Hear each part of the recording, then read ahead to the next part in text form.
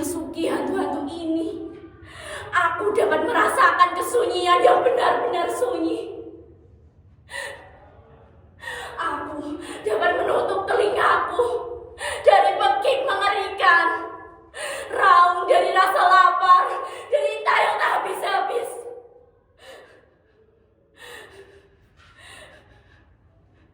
Kalau saja, sesaat saja, aku diberi kesempatan merasakan betapa diriku adalah milikku sendiri.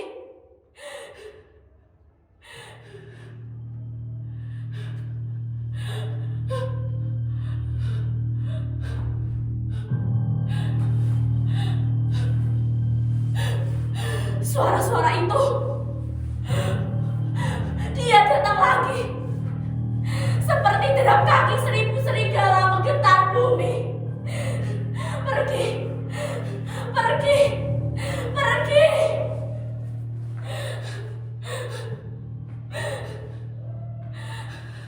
Mereka datang menghadang kedamaianku. Mereka mengikutiku terus. Bahkan sampai ke liang kubur ini, mereka masih mengikutiku.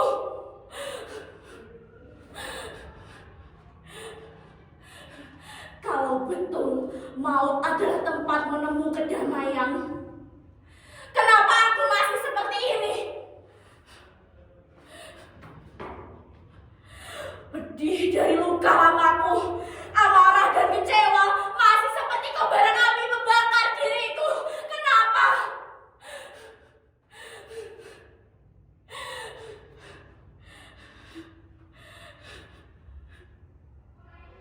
Suara Simbok.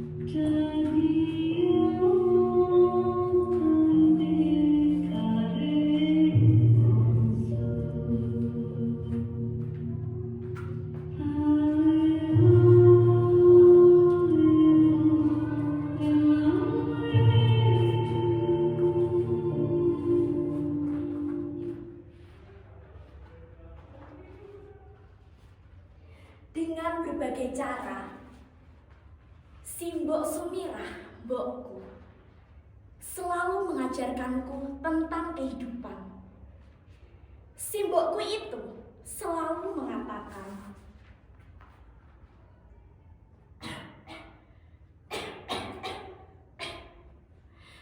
"Nduk, kemarilah. Aku akan memberikanmu sebuah nasihat. Nduk, dengarkan.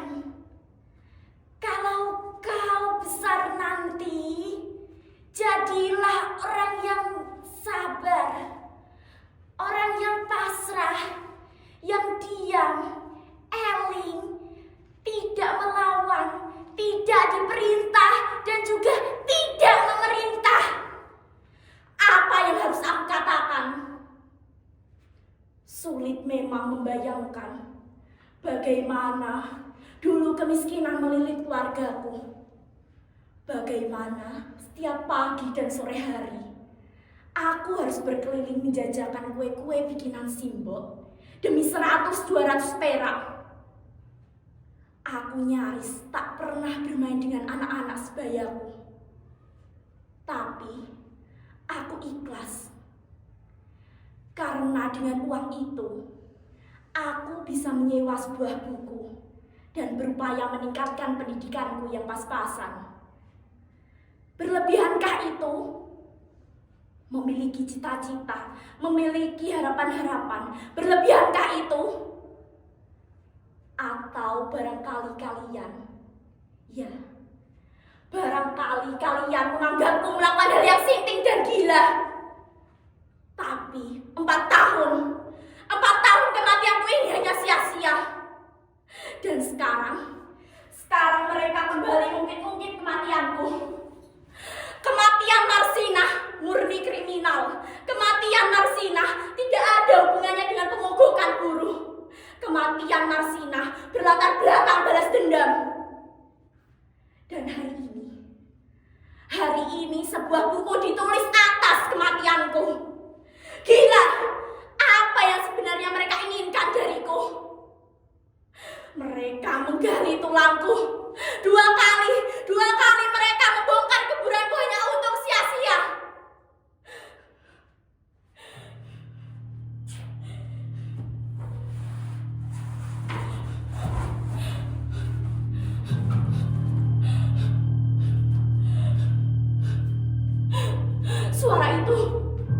Suara itu, mereka masih mengejutiku.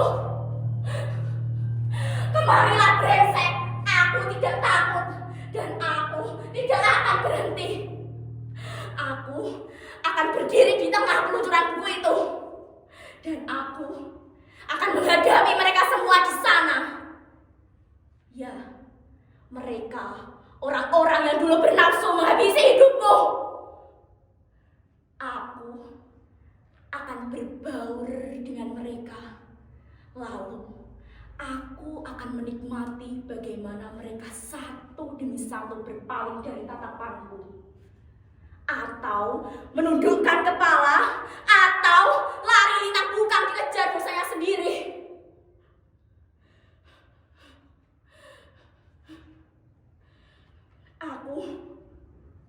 Aku melihat begitu banyak tangan berlumuran darah. Melihat bagaimana keserakahan boleh terus berlangsung. Para pemilik modal boleh terus meraup keuntungan. Para pemegang kekuasaan boleh terus bercengkrama di atas tiap tetes keringatku.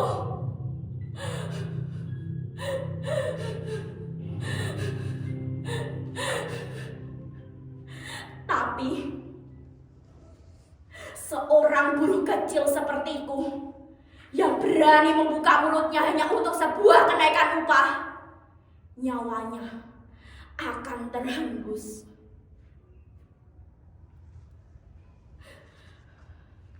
Bangsa yang bagaimana yang kalian harap akan membantunya?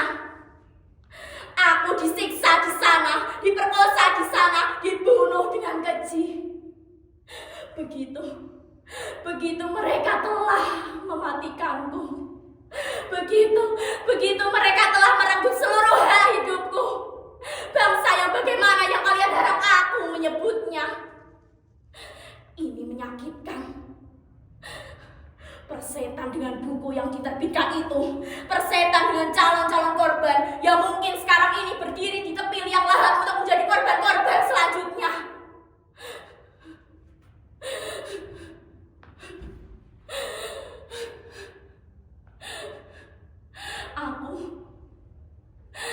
Aku arwah dengan air mata yang tak habis-habis. Arwah yang terus-menerus gusar digelayuti beban lama.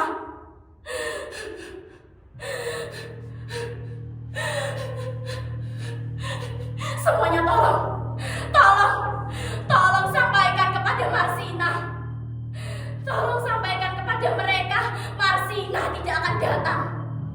Marsinah yang lemah lembut, perempuan miskin yang tak berdaya itu dan tidak tahu apa-apa itu. Dia tidak akan datang. Tidak.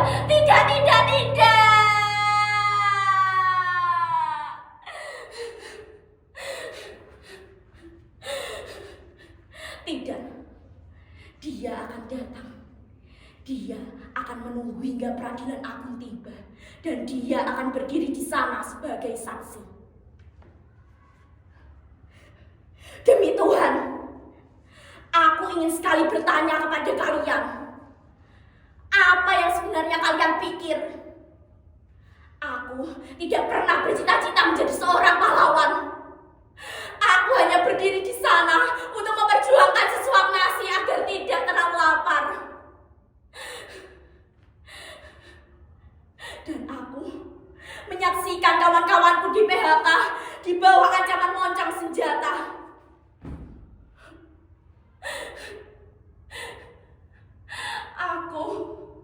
Aku hanya mencoba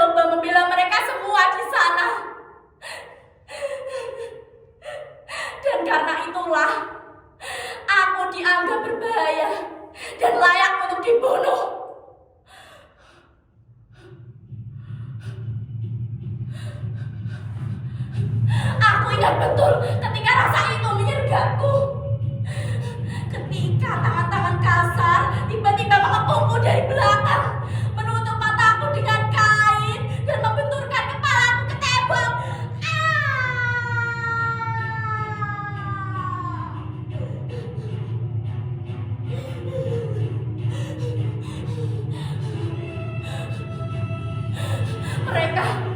Mereka dengan beberapa kaki bersepatu berat itu,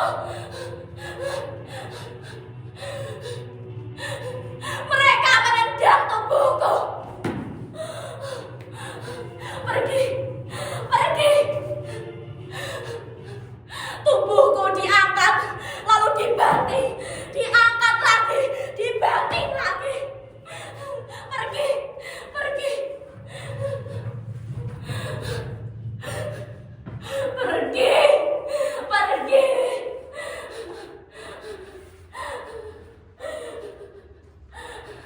Aku betul-betul tidak berdaya. Ketika mereka mulai menggerayangi seluruh tubuhku. Sakit.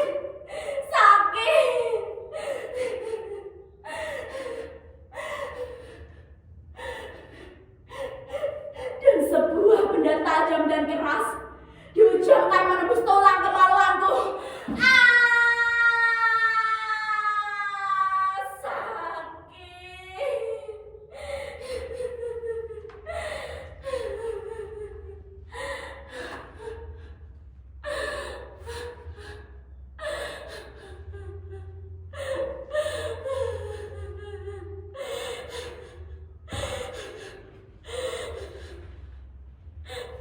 Tubuhku,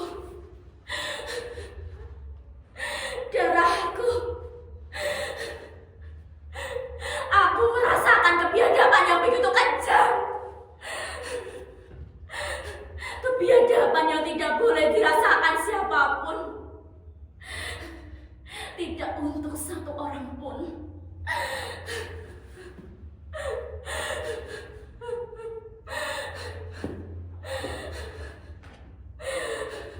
Aku merasa kotor, aku merasa hina, dan aku sendirian.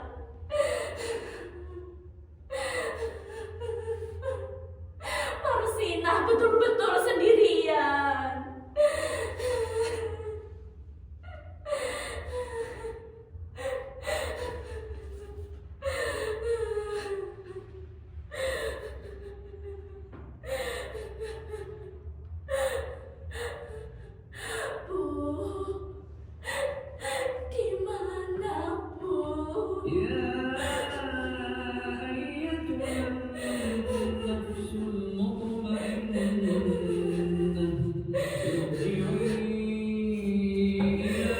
ربك راضية مرضية